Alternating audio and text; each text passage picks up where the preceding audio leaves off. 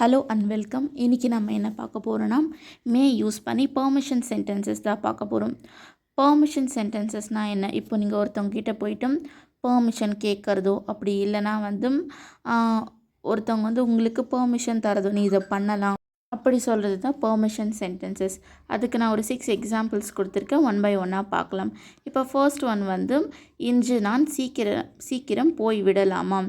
இது நம்ம எப்படி இங்கிலீஷில் சொல்லலாம்? மே ஐ லீவ் இயர்லி டுடே. நான் இன்றைக்கி சீக்கிரமாக போயிடலாமா அப்படின்ட்டு சொல்லிட்டு நீங்கள் ஒருத்தவங்கிட்ட பெர்மிஷன் கேட்குறீங்க. இது பெர்மிஷன் கேட்குற சென்டென்ஸ். அதனால தான் இங்கே மே யூஸ் பண்ணியிருக்காங்க. இன்னொரு டைம் சொல்கிறேன். இன்று நான் சீக்கிரம் போய்விடலாமா? இதை நம்ம எப்படி சொல்லலாம்? மே ஐ லீவ் இயர்லி டுடே இந்த மாதிரி நம்ம சொல்லலாம். செகண்ட் ஒன் நான் உங்கள் ஃபோனை பயன்படுத்தலாமா? இப்போ ஒருத்தவங்க ஃபோன் வச்சுருக்காங்க, உங்கள்கிட்ட ஃபோன் இல்லை. இப்போ நீங்கள் அவங்ககிட்ட பெர்மிஷன் கேட்குறீங்க, உங்கள் ஃபோன் நான் யூஸ் பண்ணிக்கலாமா அப்படின்றது.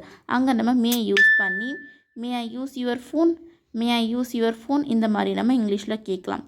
தேர்ட் ஒன் பெர்மிஷன் கொடுக்கறது. நீங்கள் இப்போது தேர்வை தொடங்கலாம். இப்போ நீங்கள் எக்ஸாம் ஸ்டார்ட் பண்ணலாம் அப்படின்னு சொல்லிட்டு நீங்கள் பெர்மிஷன் கொடுக்குறீங்க. இதை நம்ம எப்படி சொல்லலாம்? You May start your exam now இந்த மாதிரி நம்ம சொல்லலாம். ஃபோர்த்து ஒன்றும் அதுதான். ஒருத்தவங்களுக்கு நீங்கள் பெர்மிஷன் கொடுக்குறீங்க. நீங்கள் மதிய உணவுக்கு பிறகு வெளியே செல்லலாம். இதை நம்ம எப்படி சொல்லலாம்? You may go outside after lunch.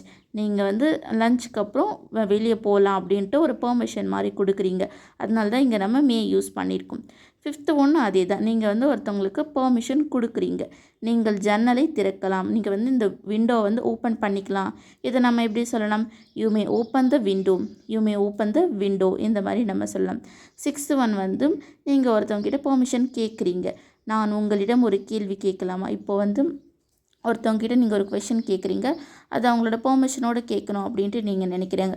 அப்போது அங்கே இடத்துல நம்ம எப்படி சொல்லலாம்னா, may I ask you a question அப்படின்னு சொல்லிட்டு நம்ம சொல்லலாம். இந்த மாதிரி இங்கிலீஷ் ரிலேட்டடான வீடியோ உங்களுக்கு வேணும்னா என்னுடைய சேனலை சப்ஸ்கிரைப் பண்ணி லைக் பண்ணிக்கோங்க. தேங்க்யூ.